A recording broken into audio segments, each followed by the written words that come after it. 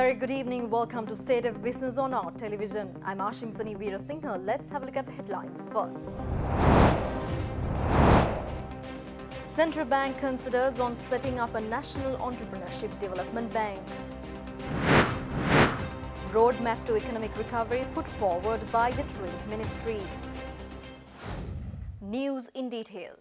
Central Bank's Governor Professor W.D. Lakshman stresses that the Central Bank is dwelling upon the establishment of a National Entrepreneurship Development Bank and a permanent credit guaranteeing institution to back the domestic industries. Governor Professor W.D. Lakshman made these remarks delivering the 70th anniversary oration of the Central Bank last Friday. Central banks have often provided part of the equity of development banks. Sri Lanka has a poor history of development banking. However, development discussions are underway in the Central Bank now to establish a National Entrepreneurship Development Bank which could support SMEs and startups. Also under discussion is a plan to introduce a permanent credit guarantee institution. These are avenues through which central banks in developmental states have actively supported domestic industries to grow and become global giants. In addition to maintenance of the exchange rate at an appropriate level to support exports, capital controls and development finance systems have been used by these central banks to achieve developmental objectives. These methods were used effectively to bring down government's borrowing costs, to promote the development of particular economic sectors or industries, and to stimulate overall structural transformation of their economies. Speaking further, Central Bank's Governor Professor W.D. Lakshman emphasizes that the advancement of sectors such as agricultural progress, industrial expansion, export growth and savings and investments have not yet reached the country's true potential and that those modes of growth need to gather momentum. The country's perennial issue of extensive indebtedness among people at low income levels is causing serious harm on the welfare of people.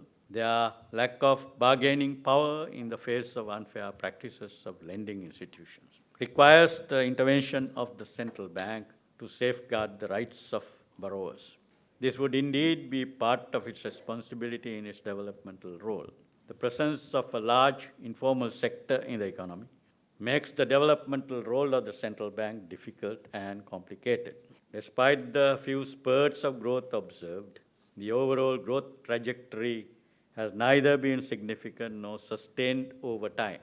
Despite achievements, the important activity areas underlying growth, agricultural progress, industrial expansion and diversification, export growth and diversification, savings and investment, etc., have not advanced to achieve the country's potential. Against this backdrop, the growth of the economy thus far has not been of an inclusive nature. The alternative policy framework that is being developed has a lot to achieve. Tourism Minister Prasanna Ranatunga says that government has allocated 167.64 million rupees to develop tourist attractions in several parts of the country over the next 4 months. Minister Ranatunga revealed that the proposed funds will be utilized under a number of short-term plans which were drafted to revive the tourism sector. According to the new short-term strategy, almost 19 million rupees has been allocated for the development of 12 tourist attractions identified in Kurunegala, Mattala, Mana, Kandy, Ampara, Badulla and Kegol districts. Explaining over the planned projects, Minister said that measures will be taken to modernize the Nigambo, Kandy and Kaluthura railway stations within the next 4 months. He also added that 14.5 million rupees have been allocated to develop the island-wide railway stations, attracting the tourists. He further added that Tourism Ministry has already modernized the railway stations at Ella, Hatton, Gaul, Bentota and Unnavatuna under this project. In addition, the ministry has also allocated 29.4 million rupees for the development of the 3 old forts of Mana, Kalpitiya and Batiklo, which are under the supervision of the Department of Archaeology. The Tourism Ministry has also taken steps to train young people interested in the tourism sector in the coming quarter with allocating 29 million rupees. Ministry also revealed that they have already trained 1,050 trainees this year despite the COVID-19 pandemic, and another 1,220 youths have been identified from 14 districts for the training. Stay tuned for more news after this short break.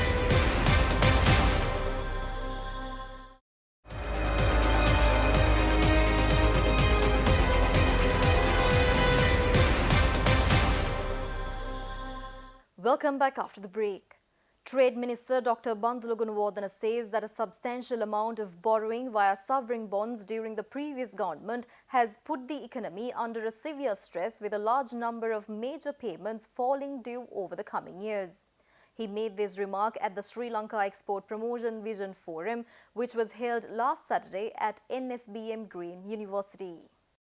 Sri Lanka Export Promotion Vision Forum, which has been organised by the Sri Lanka Export Development Board in collaboration with the Ministry of Trade last Saturday, is the first large-scale public meeting which policymakers had with the nation's exporter community. Addressing the forum, Trade Minister Dr Bandula Gunawardena said that the country's economy, which has been challenged by foreign debt servicing, can be rescued only through increasing exports. The minister also added that a three-tiered strategy based on market diversification, product diversification and shifting towards high technology sectors is needed to achieve a significant increase in exports. Further, Minister Gunawardena assured the exporters that the government would take prompt action to provide solutions to the difficulties faced by export industries with regard to sourcing raw materials from overseas due to the recent restrictions imposed on imports. During the event, the representatives of industry associations were allowed to raise their issues to the special panel led by the minister and represented by State Ministers Lasantha Alagiyawanna and D.V. Chanaka, Trade Ministry Secretary Bhadra Jayawardena, EDB Director General Chitranjali Disanayaka and BO Director General Sanjay Mohutala. The finals of the Vantage Football Federation of Sri Lanka Presidents Cup will be held at the Sugathadasa Stadium this Wednesday at 6:30 p.m. This was announced by Football Federation President Anura De Silva addressing a recent media briefing held in Colombo. The finals of the Vantage Football Federation of Sri Lanka Presidents Cup was initially scheduled to be held on 31st of August, but it has been postponed to this Wednesday owing to COVID-19 pandemic. Thus, Blue Eagles Sports Club and Colombo Football Club will compete in the finals of the Vantage FFSL Presidents Cup soccer tournament to be played at Sugathadasa Stadium this Wednesday. Moreover, the new Sports Minister Namal Rajapaksa is invited as a chief guest for the event. We have shifted the finals to 2nd September at the Sugathadasa Stadium at 6:30 p.m. We also have invited the newly appointed Minister of Sports, Honorable Namal Rajapaksa, to grace the finals as the chief guest. We have invested so much on this tournament with the sole idea of regrouping football, giving opportunity to clubs to take the clubs to active platform once again, and also to see that we will scout new players or young talented players for the national squad. Unlike in the past, we have given grants for the clubs to participate in this tournament. That is purely because of the situation in the country. We all know that the corona pandemic really troubled everyone. So we wanted to support our clubs. Let's now take a look at few stories for the day in brief. The Embassy of Sri Lanka in Jakarta has organised an online business forum last week in collaboration with the Federation of Chambers of Commerce and Industry of Sri Lanka and Hipindo, the premier retail association in Indonesia. The forum was addressed by Ambassador of Sri Lanka to Indonesia, Yasoja Gunasekara, Ambassador of Indonesia to Sri Lanka, Gusti Noora Ardiasa, and many other key figures. Moreover, 16 leading Sri Lankan companies including Imperial Tea, Maxon's Paint Industries Private Limited, the Samson Industries Private Limited, Ceylon Tea Land Private Limited also participated in the event.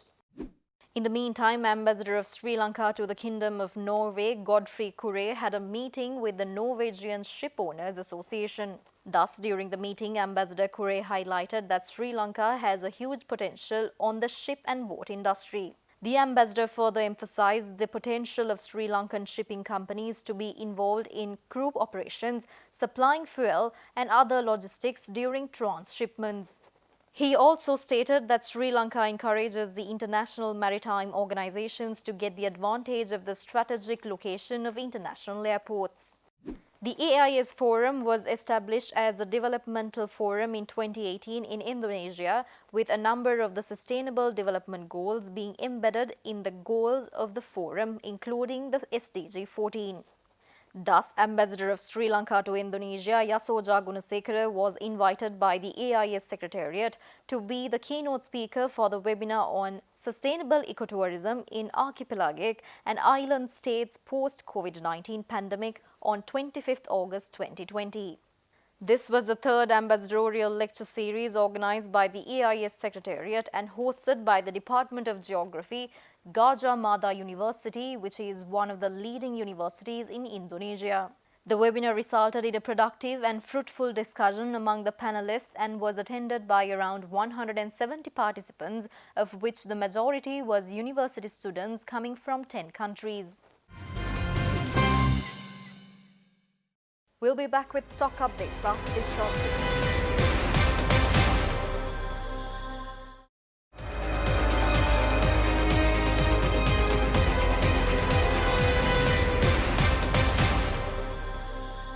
Welcome back after the break. The trading at Colombo Stock Exchange ended on a mixed note today. The all-share price index gained 8.46 points to close at 5,329.33 and the S&P SL20 dropped 0.63 points to close at 2,359.75. The turnover was 1.3 billion rupees and over 70 million shares were traded. Up next are forex rates.